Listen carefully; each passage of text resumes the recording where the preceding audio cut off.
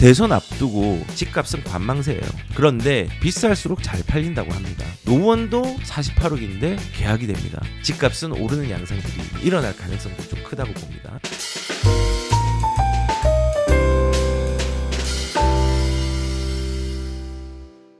자, 지금 시장의 흐름과 상황들을 말씀을 드리겠습니다. 시장은요, 거래량은 집값의 결과물이라고 했잖아요.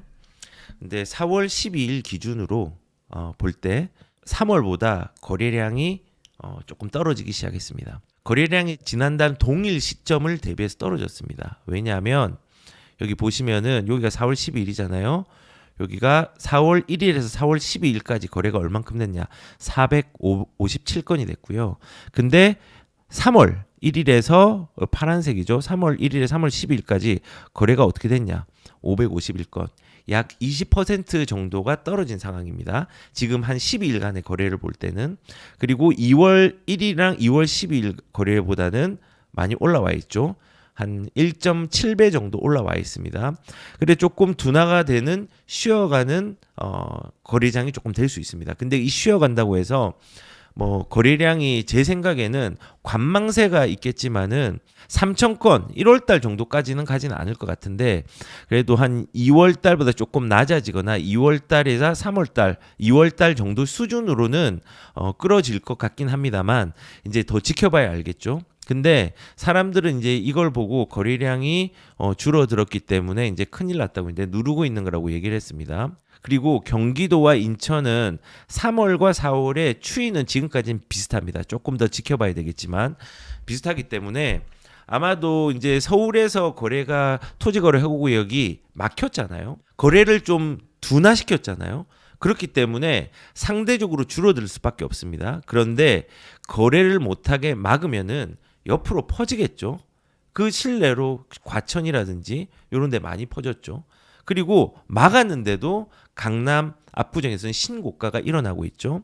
요거는 눌려 있는 겁니다. 눌려 있는데 삐져나오는 것들을 보시면은 이거 자체가 거래량을 단순히 규제로 막을 수 없다는 것들을 나중에 좀 느낄 수 있을 겁니다.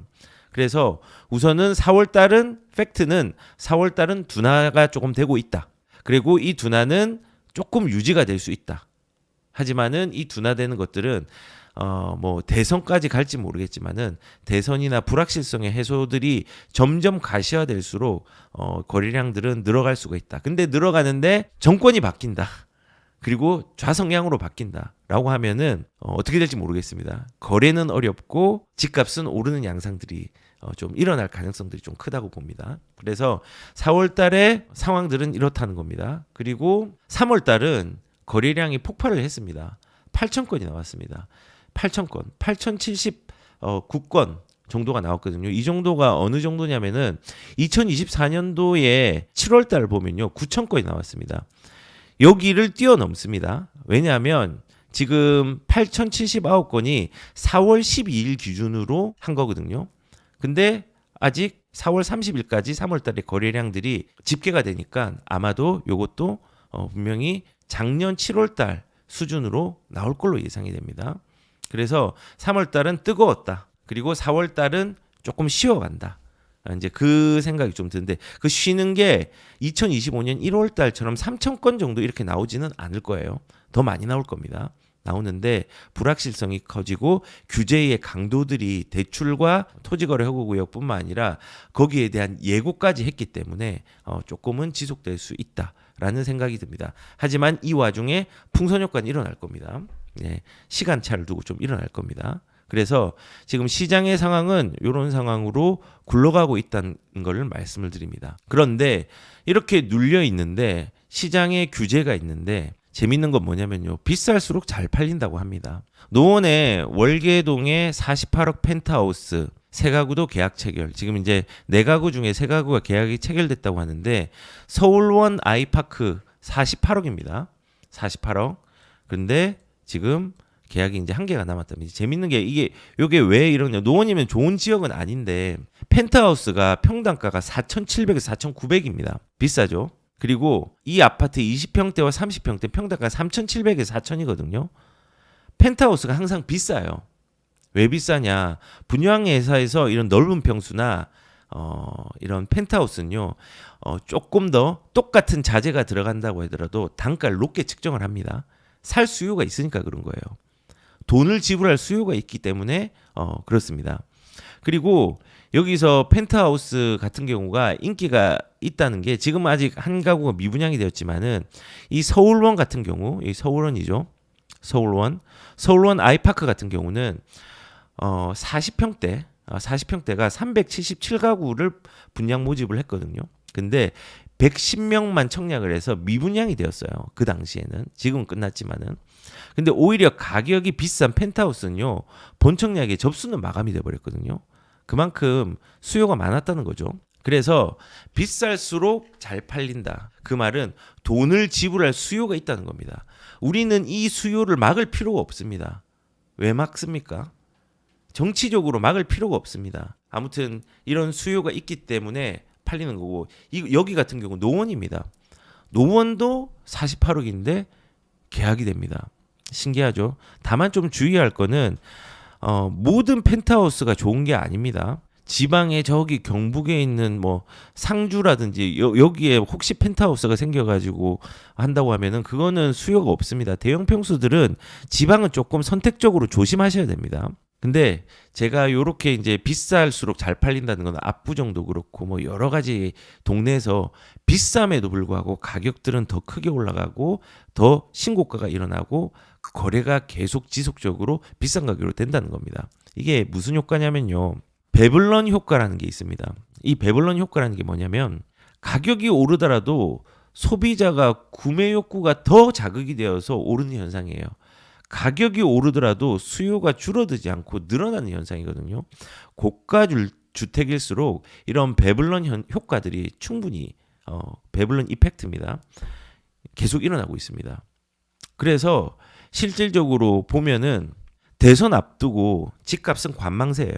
거래는 그래도 아직까지 완전히 꺼지지 않았어요. 그런데 압구정 재건축은 85억 신고가. 예. 신고가. 어제 신문이죠. 신고가가 나온다고 합니다. 그리고 그런 신고가가 계속 올라가고 있고 토지거래 허가구역이 지정되어 있음에도 불구하고 송파 시그니엘 84억 5천 최고 거래가 경신. 시그니엘 같은 경우는 토지거래 허가구역이 오피스텔 그 생수기고 오피스텔 이쪽에 포함이 되기 때문에 주택이 아니라서 토지거래 허가구역에 제약을 받지 않습니다. 이건 제가 저번에 말씀드렸습니다. 너무 웃긴 상황이라고. 그래서 뭐 지금 계속 집값은 이렇게 고가 주택들은 비싼 주택이라도 거래가 더 성사되는 경우들을 많이 볼 수 있습니다. 그리고 토지거래 허가구역으로 오세훈 시장이 서울의 집값들 이제 조금 괜찮다 해서 풀었다가 너무 가격들이 거래량들이 많이 변동되는 걸 보고 무서워서 다시 거둬들였잖아요. 그런데 이 토지거래 허가구역이 효과가 있는지를 한번 봐야 됩니다. 투기를 막겠다더니 과연 효과가 있나? 이거 막는 거 문제가 막아서 이제 서울의 시장들이 괜찮아지냐? 아니거든요. 서울시의 5년간 토지거래 허가율 99.4%. 실질적으로 13,000건 정도가 신청 건수가 있었는데 그 중에 거의 99.4%. 그러니까 한 76건 정도 빼고는 임대 사업 조건이 미달이 되거나 실거주 목적에 부합되지 않는 몇 개의 건수를 빼고는 전부 다 그냥 토지거래 허가구역으로 다 이제 허가를 해줬거든요. 효과가 있나요? 저는 개인적으로 이 효과 없는 정책을 단순히 순간에 그 가격들이 오르는 부분들이 있었다고 해서 자유롭게 거래할 수 있는 걸 막는 게 옳은 걸까? 저는 그 생각이 듭니다. 예전 정부에서 토지거래 허가구역으로 지정을 해놨던 것들을 없애버려서 그 부작용들을 최소화해야 되는데 그거를 계속 유지시켜가지고 지금까지 가져오고 있습니다. 그리고 지금 다시 지정을 했는데 아마도 이 지정된 부분들은 나중에 풍선 효과로 과천이라든지 지금 여기도 과천도 되게 뜨겁죠. 이런 지역으로 일어날 가능성이 되게 큽니다. 지금도 일어나고 있지만. 그리고 이 토지거래 허가구역이 사실은 효과가 없다라는 게 지금 거래량도 좀 늘었고 가격들이 좀 올랐지만은 보시면은 강남, 용산 이게 거래 가격이 높은 순이거든요. 강남구, 용산, 한남동, 한강로 2가, 서초의 반포, 그다음 한강로 3가 대치, 잠원, 서빙고, 삼성동, 여의동 순으로 거래 가격이 높은 지역 순입니다. 그런데 토지거래 허구에 막았는데요. 여기 다 신고가 일어나고 있는 지역들입니다. 대부분 뚫고 올라가고 있는 지역이라고요. 이 무용지물인 토지거래 허구역을 지금 왜 지정을 하고 유지를 해야 되는지, 안 그래도 지금 2달 뒤에 선거가 어떻게 될지 모르고 거래가 막힐지도 모르는 상황이 될 수도 있는데 왜 이렇게까지 해야 되는지 저는 잘 모르겠습니다. 그리고 지금도 퍼지고 있지만요, 풍선 효과들이 일어날 겁니다. 풍선 효과들이. 과천은 지금 전국에서 제일 뜨겁습니다. 네. 그리고 분당 풍선 효과 가격들이 움직이고 있습니다. 이런 풍선 효과들이 일어나고 있는데 아마도 이런 과천이나 이런 부분이나 과천, 분당 여기는 초기 재건축 그리고 이제 이주가 진행되고 있는 재건축 이런 데가 좀 있는 지역입니다. 과천 같은 경우는 지금 8단지, 9단지 단지가 이제 통합 재건축으로 이제 이주가 3월달에 시작이 되었잖아요. 이주 수요랑 이 풍선 효과가 조금 겹쳐 있는 부분이 있다고 생각을 합니다. 그리고 토지거래 허구구역이라는 것 자체가 지금 서울의 오세훈 시장이 좀 주관해서 한 거잖아요. 어떻게 보면은 국토부에서 할 수 있지만, 그런데 경기도는 또 다르죠. 토지거래 허구구역을 지정하려면 주체가 국토부가 되거나 아니면은 경기도지사가 돼야 되는데 조금 주체가 다르니까, 정치적 주체가 다르니까는 여기는 상대적으로 조금 안전한 부분이라고 사람들이 판단을 한 것 같아요. 그래서 강남 옆세권인 과천이나 분당 쪽으로 풍선 효과들이 조금 일어나고 있습니다. 그리고 어떤 분이 좀 얘기를 해주셨는데, 규제 완화만 기다렸는데 윤 정부 부동산 정책 올스톱 정비 사업이 난망이라고 얘기를 했습니다.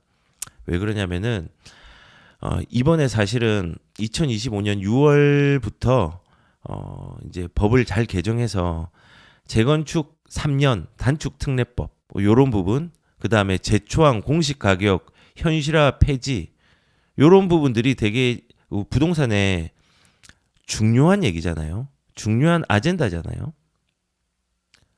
그런데 이 재건축 3법 특례 요것도 이제 좌초될 위기에 있죠. 이 재건축 3법이 중요한 게 뭐냐면요, 공급하고 관련이 있어요. 내가 새로운 데 공급을 내겠다 이것도 중요하지만요, 지금 있는 거에서 사업성 있게 민간에서도 주택들을 잘 내게 해야 됩니다. 2024년도 8월 8일 날 8.8 대책을 냈어요. 그때 재건축 3년 단축 특례법을 냈거든요. 그래서 2025년 6월까지 안전진단 없는 재건축을 시작하게 하겠다라고 얘기하고, 안전진단을 없애는 게 아니라 다만 사업 시행 인가까지 안전진단을 받으라고 조금 받을 수 있도록 하겠다라고 이제 좀 바꾸려고 했잖아요. 재건축 조합 설립 동의율 요건 자체도 75%에서 70%로 바꾸려고 했었잖아요. 용적률도 상한 규제 완화를 해서 사업성을 확보하려고 했잖아요. 근데 이런 부분들이 이제 다 물 건너 간 거죠, 우선은. 근데 만약에 투표를 잘한다고 하면은 분명히 이런 부분들이 다시 부활할 수 있을 걸로, 이 난망을 하는 것이 아니라 우리가 다시 재건할 수 있는 어떤 기틀들이 마련될 수 있다고 생각을 합니다. 그리고 지금 이렇게 정비 사업들이 규제 기다리고 어렵다라고 얘기를 하지만요, 개인적으로는 지금도 정비 사업의 주요 지역들은 아직까지 사람들의 관심이 많고 먼 미래를 바라볼 때 유효하다고 생각하는 사람들이 많습니다. 그래서 과천이라든지 목동이라든지 여의도 아직까지 집값이 꽤 괜찮고 선호되고 있습니다.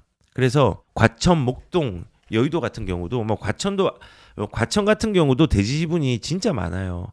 대지 대부분이 많고, 자주 얘기했지만 과천 주공 10단지 같은 경우는 대지 지분이 48평짜리도 있습니다. 대지 지분만 48평입니다. 목동, 서울에서 지금 대지 지분 제일 많대죠. 여의도 대지 지분 많습니다. 그래서 이런 지역들이 아직까지 정비 사업들이 준비되는 지역들은 중간에 정책적으로 지연이 되는 시기는 분명히 있을 수는 있지만은 분명히 될 수 있는 지역이고 진행되고 있는 데이기 때문에 여기에 집값들은 아직까지 여전합니다. 자, 그리고 지금 사람들이 집값이 비싸다, 안 비싸다, 뭐 이런 얘기들을 많이 하면서 앞으로 집값이 떨어질 때까지 기다려야지 얘기를 하는데 정책과 무관하게 집값은 우상향 합니다. 그런데 우리는 절대적으로 아파트가 비싸다, 상대적으로 비싸다, 절대적으로 싸다, 안 비싸다, 이런 부분들을 비싸다, 안 비싸다의 의미들을 잘 해석을 해야 됩니다. 사람들이 절대적으로 강남값이 비싸다라고 하는데 저는 강남값이 싼 경우도 있습니다. 싼 경우도. 예를 들어서 절대적으로 아파트가 비싼 거는 강남입니다. 지금 토호제가 묶인 강남 3구와 뭐 용산 같은 경우는 진짜 비싼 데입니다. 비싼 데입니다. 그런데 보시면은 이게 싼 아파트 사례라고 제가 적어놨잖아요. 싼 아파트 사례. 2024년도 5월 달에 매매가가 40억이었어요. 이 아파트는. A동에 52층. 그리고 2020 이게 몇 년쯤 2025년도 정도 됐을 것 같습니다. 아니면 12월. 이때 매매가가 45층, 비슷한 층보다 조금 낮지만은 52억입니다. 12억이 올라갔죠. 이거는 절대적으로 이 최고가 52억은 비싸지만요. 상대적으로 작년에 쌌던 거거든요. 그러면은 40억에 산 거면 비싸지만 싸게 산 겁니다. 수요가 있거든요. 거래가 된 건 수요가 있는 거예요. 52억도 수요가, 40억도 수요가 있는 거예요. 자, 그리고 예전에 2007년도에 33억 하던 게 서브프라임을 겪어버리고 2008년도에 18억이 됐습니다. 반토막이 났죠, 거의. 층수도 A동에 44층, A동에 45층. 이 18억은 싼 거였습니다. 근데 이 당시에 절대적으로 비쌌어요. 이 40억도 절대적으로 비싸지만은 상대적으로 싼 겁니다. 우리는 비싸다 싸다라는 문제를요, 절대적인 가치에서 비싸다라고만 생각하면 안 돼요. 거래가 되었다는 건요, 수요자가 있다는 거고, 선택했다는 거는 이 비싼 물건을 바보도 아니고 이거를 그냥 52억에 사고 40억에 사고 이런 거를 이 큰 비용을 들여가지고 바보짓을 안 하거든요.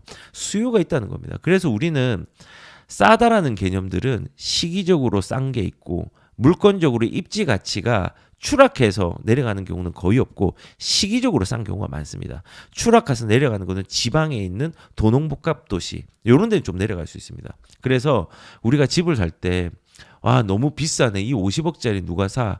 70억짜리, 100억짜리 누가 사? 100억짜리가 30억이 할인이 되어서 70억이 나오면 그것도 70억도 싼 겁니다. 그래서 절대적인 가격으로 비싸다 안 비싸다를 저는 판단하지 않았으면 좋겠어요. 거꾸로 비싼 아파트 사례를 보여드릴게요. 공도 우미린 퍼스트, 우미린 더 퍼스트라는 아파트와 공도 쌍용 더 플래티넘 프리미어라는 아파트가 있습니다. 저는 개인적으로 이 4억 3,500짜리의 쌍용 더 플래티넘이 비싸다고 생각을 했습니다. 입지 여건은 좀 비슷하고 오히려 그 우미린이 조금 더 좋아요. 여기가 이제 상가들이 밀집되어 있고 여기가 이제 공도 터미널이라고 해서 서울로 금방 가는 터미널이 있습니다. 안성은 별로 좋은 입지는 아니에요. 여기가 안성인데 좋은 입지라서 추천드리진 않습니다. 그런데 저는 상대적으로 싸고 비싸다는 걸 말씀드리고 싶어서 말씀드리는 겁니다.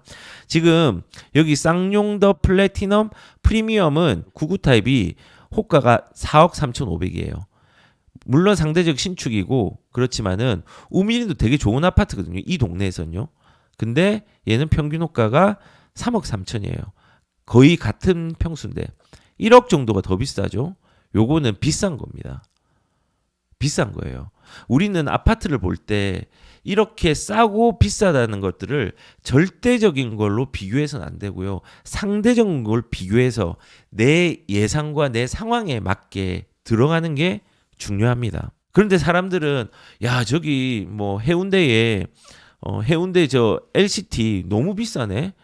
저기 너무 비싸다. 근데 LCT가 뭐 60억짜리가 20억을 해보십시오. 20억이 싼 겁니다. 지금 시기가 그렇다는 겁니다.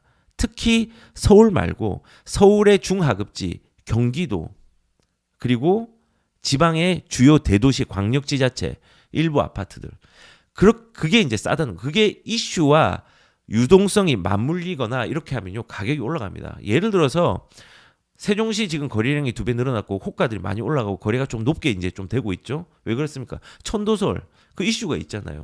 그리고 눌려 있었거든요. 수요가 많이 없었습니다. 근데 수요가 될 수 있는 이슈가 있으니까는 가격들이 올라가죠.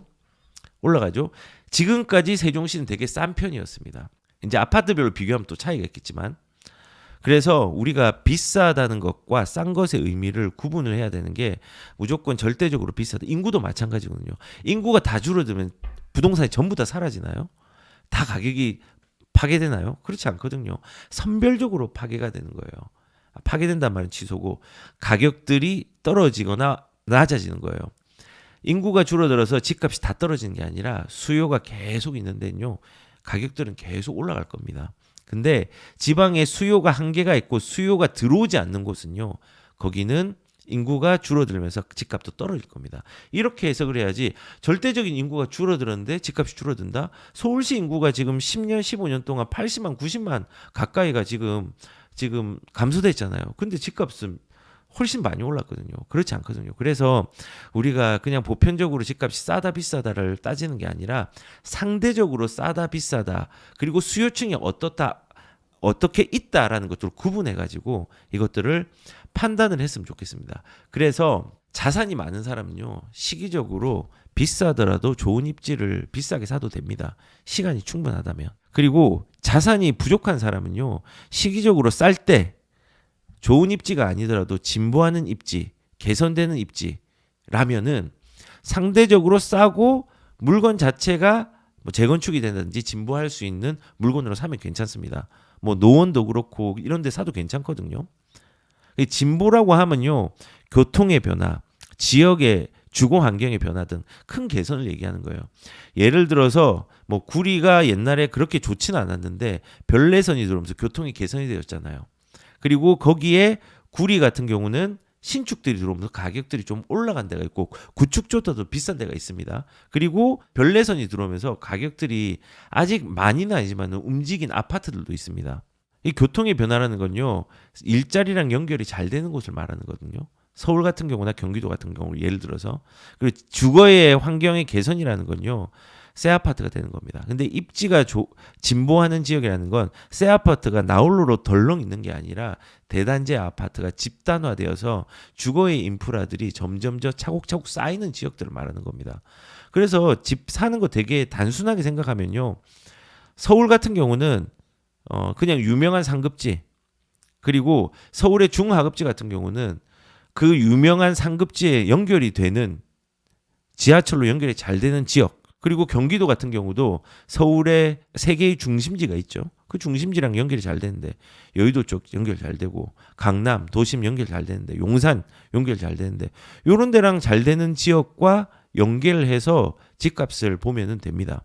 그래서 이 진보라는 거는 이런 교통의 변화와 지역과 주거의 환경의 큰 개선들을 의미하는 거고 자산이 부족한 사람은 시기적으로 쌀 때 지금 시기적으로 싼 게 너무 많습니다. 진보하는 입지 개선되고 입지가 개선되고 진보하고 입지가 개선되고 상대적으로 싼 물건들을 찾아봐야 됩니다. 그리고 무주택자는 시기와 상관없이 자기 돈과 빚의 대출 능력들 맞게 좋은 입지, 돈 많은 사람은 좋은 입지죠. 혹은 돈이 부족한 사람은 진보한 입지에 한 채를 무주택자는 사는 게 바람직합니다. 그리고 정권이 또 들어오면은 오히려 무주택자들이 1주택 사는 거 좋을 수는 있지만은 고가 주택을 사기엔 되게 어려울 수도 있습니다. 그걸 또 막을 수 있으니까 만약에 좌성향 정부가 들어온다고 하면은 네 그렇습니다. 예, 그래서 뭐 일단은 지금 비싸다와 비싸지 않다의 의미를 잘 해석해서 이번 시장을 좀 잘 접근을 했으면 좋겠고 불확실성이 짙어진 상황일수록 우리가 이 불확실성을 활용해서 내 재산을 조금이라도 지킬 수 있는 방향들을 많이 만들었으면 좋겠다는 생각이 듭니다.